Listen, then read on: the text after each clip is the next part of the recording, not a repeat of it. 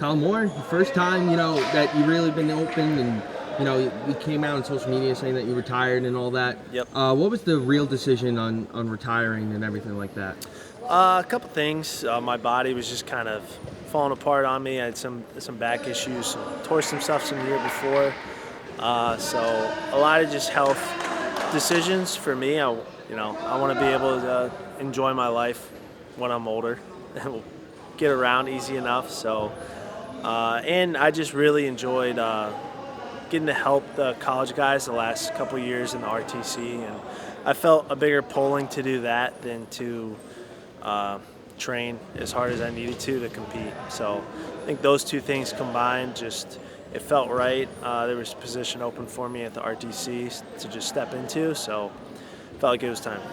Before we talk about the RTC and some of the coaches that they added, talk about kind of your career and summing it up and all that. What's kind of your finest memory, whether it's as a Buckeye or at the Ohio RTC? Yeah, I think just being a Buckeye was always a dream of mine. I grew up, worshiping Ohio State. It's my dream school. I'm from Ohio, so just looking back and being super grateful to be a part of that program and to wear the block O around everywhere is just like, it still doesn't seem kind of real to me, but I think just, being a part of that organization and the culture we had there was just, one of a kind. We had some incredible teams when I was there, and just the friendships and the lessons I've learned along the way have just been, really special. Is there a memorable match that comes into your mind and something that really sparks you? It's like, hey, when I look back at my career, this is what I think of. Yeah, I think I always say one of my favorite matches was against Brett Favre at Big Tens my freshman year.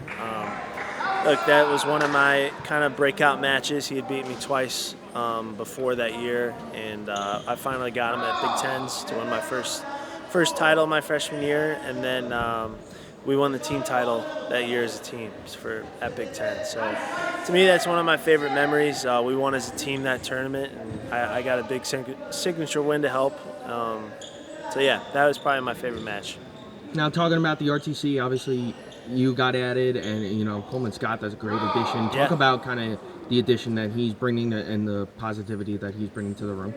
Yeah, Coleman's a really good dude. I've really only said hi to him a few times before he came up, but he came up to check it out with his wife a couple months ago, and just getting to talk to him, and he's just got such a wealth of knowledge, being a head coach for as long as he was, and just being around different programs and different people. I think it's always good to just bring in outside ideas and opinions, and obviously his wrestling is second to none. He's already been in the room and just shown some of the way he does things, and you look at different styles, and everyone does pretty much the same stuff, right? It's all the same moves, but just throwing new ideas on how to get to that same move everyone does, just a little tweaks that he does very, very well.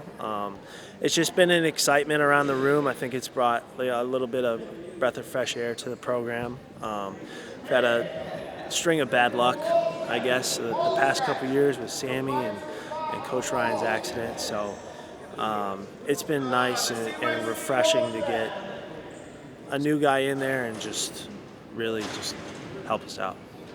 And now talk about, you're obviously here at the U20 World Championships. Talk about Ryder and your excitement level to see him compete on the world stage. Yeah, I'm excited. My first time coaching Greco was at the trials. I got to coach him, and it was just eye-opening to me. I knew he had some crazy stuff from folk style, but to go out there and watch him compete is always a treat. He's just a goofy kid, but when he steps out on the mat, he's just got this dead look in his eye, and he goes out to score a ton of points, and I'm just excited to see him, compete against the best in the world. So Iran's over here training, and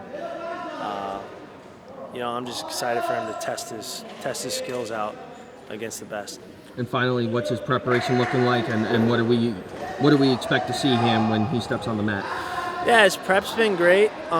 We've had a great summer. I think most of the team's been in all summer just wrestling, and we've really try to hammer in some edge work and some parterre stuff for Greco coming up to a competition. So, but Ryder, when he steps out on the mat, he's going to try and just toss you on your head. I think that's, I never know what he's going to do. He tries some crazy stuff, but I think that's what makes him really unique and special and hard to wrestle. So you never know what you're going to get when he steps out there, but you know he's going to be a lot of points and a lot of action.